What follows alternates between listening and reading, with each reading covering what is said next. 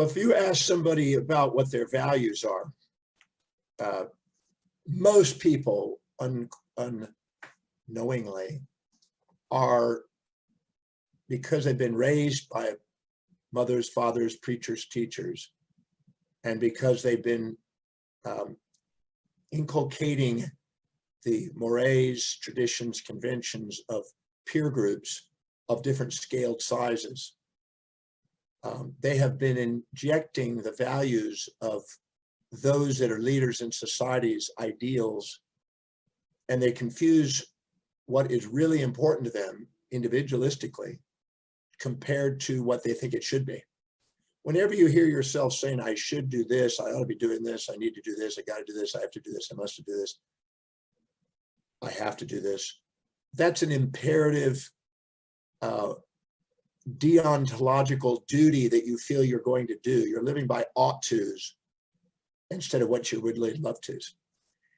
And most people don't even know what their values are. And I've asked, gosh, tens of thousands of people over the years to define and write what they think their values are. And then I do a more objective evaluation, and it's not the same. What they write are ideals, you know, honesty, integrity, peace, and all this other stuff. It's just bullshit, instead of what their life is actually demonstrating is important to them. So I had to develop, as a result of that, a series of value determinants that gave at least a little bit more objective view based on what their life is actually demonstrating. Because if you go by what they say, they'll give you an idealism, and they'll give you an injected value by outside authorities. And that starts at a young age. Freud said it starts at age 1. The second you stand up and start to walk around and everything else, you got to baby-proof a house, your mom starts saying no, yes, no, no, no, yes, yes. And they start inculcating, as a result of dependency on the mother, the values of the mother. And so now there's a conflict between their own values and the mother's values. And we've called that socialization. We've called that how to fit in and conform to society. But that's great if you want to conform, but society doesn't evolve by conformists. It evolves by individuals that are innovative, that are willing to possibly be ridiculed for having new ideas.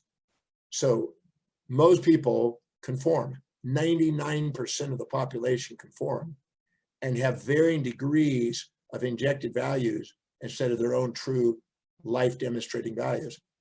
So I had to go through there and identify something that would indicate what their life is demonstrating, not what they think it should be. And I look at how they fill their space, because even a baby in a little baby crib or whatever will, if you toss something into the baby crib, the playpen or whatever, it will, if it's something that it wants that's really valuable to it, it'll stick in its mouth and it'll hold on to it and look at it, observe it and explore it and keep it close to it, to the baby. But if it's something that it doesn't want and it has no value on it, it will kick it out, throw, scream, cry, push it away. Because anything that is close to us, that's proximal to us, is valuable. Anything that we push away and don't want around our space is obviously less valuable. And so what is measured in our intimate and personal space, our 1.5 to 4 feet around us, has a lot to do with what we value. So the first value determinant is, what do we fill our space with? Our intimate space and personal space. What are the 3 highest priority items that most consistently we have around us? It could be our cell phone, it could be our computer, it could be our children, it could be technology, it could be food, clothes. It depends on what we value. My daughter is involved in fashion, so around her were fashion items and clothes and things. So she was looking at creative ideas. Myself, it was books for many years, and now it's computer really. So if you look at what a person's space is filled with, it tells you what they value. The second one is time. You know, if you look carefully at what you spend your time on, you make time, find time, spend time on things that are really valuable to you. You run out of time, don't want to spend time, and can't find time for things that aren't. And you may have a moment-to-moment variation based on the urgencies, but overall, the scheme of your life is demonstrating this. So you look at how you fill your space and how you spend your time. Those are two really great indicators of what's really valuable to you. Because if you say, I want to be financially independent, but your life doesn't demonstrate that you're accumulating wealth, and there's no demonstration of working and investing in money and stuff like that, then it's a fantasy. The third thing is what energizes you. When you're really around something that's valuable to you, your energy goes up. And when you're not, your energy goes down. So you look at what energizes you most. You know, I always have energy for doing presentations and educating, and also my research. But I don't have patience, you might say, or a lot of energy for going to a cooking class, for instance, or a driving class. That would be it. Or going to a car show or something. That means nothing to me. So I'd be bored with that. So you look at where you're energized and where you're not, and what energy, what grows your energy, and you always have energy for it, and you're energized doing it, and you can wake up and you're animated, your reticular activating system is alive when you're doing it. That's an indication of what you value. The next one is what you spend your money on and find money for. You'll find money, you'll make money, you'll spend money on things that are valuable. And you won't want to spend money on something that's devalued. Who wants to spend money on something that they don't think is a value? They don't want to exchange that way. So look at where you spend your money, and that tells you what you value. When I was in my 20s, I was buying 40 to 70 books a week on average. And so I obviously had a value on learning and books, and was reading voluminously books.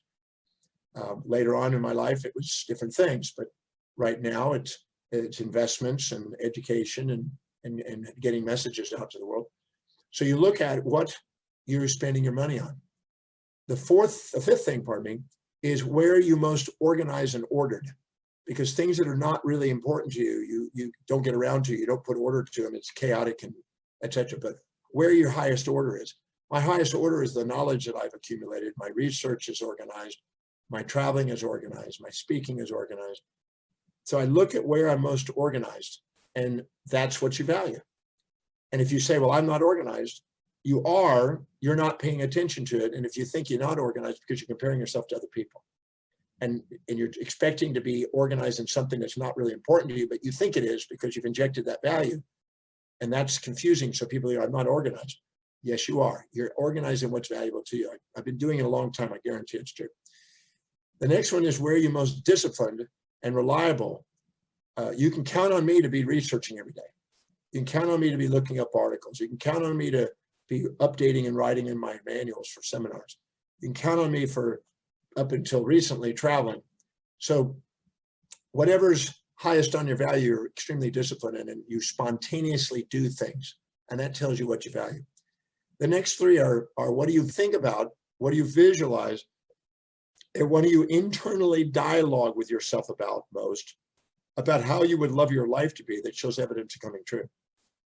And you take each one of those and you write down the top three answers to each, one after another. And they may be slightly different answers, but there'll probably be a scheme there, a theme there. It'll be reiterated.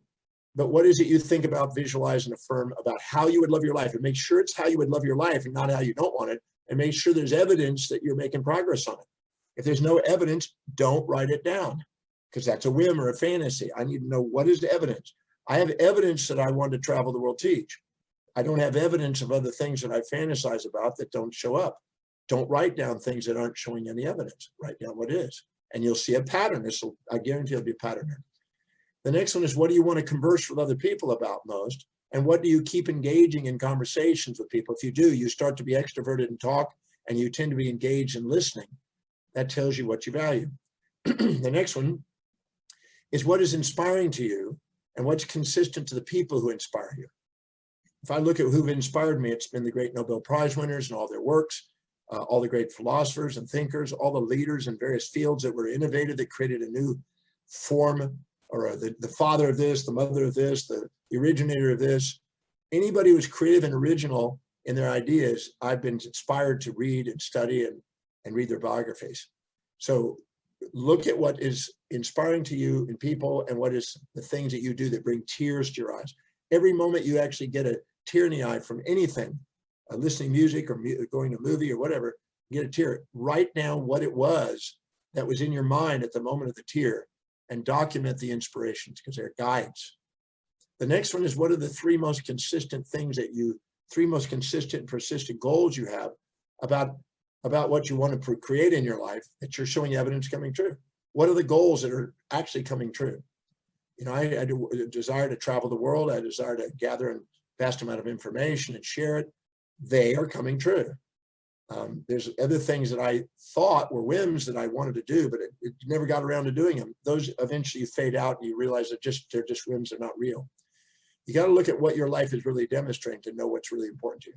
And the last one is, what do you love studying about, reading about, learning about, listening to about most, that you just spontaneously want to learn? Because you want to learn what's important to you. You don't want to learn things that aren't. You want to fill your mind with what's important. What's interesting is that if you answer all 13 of those questions and answer with integrity and not write down what you fantasize or what you wish it would be or hope it would be or what it used to be, but what it is now and recently and most consistently, if you do and answer 3 answers each, it'll summarize and you'll look at which of those answers are repeated most, second most, third most, fourth most, and you'll have 3 to 5 answers that will be the top 3 values in your life. And if you look at that, you'll get a sense of it, and it'll be obvious. And you'll see your identity revolves around it. You'll see that the thing you love learning revolves around it. You'll see that that's where you're most disciplined.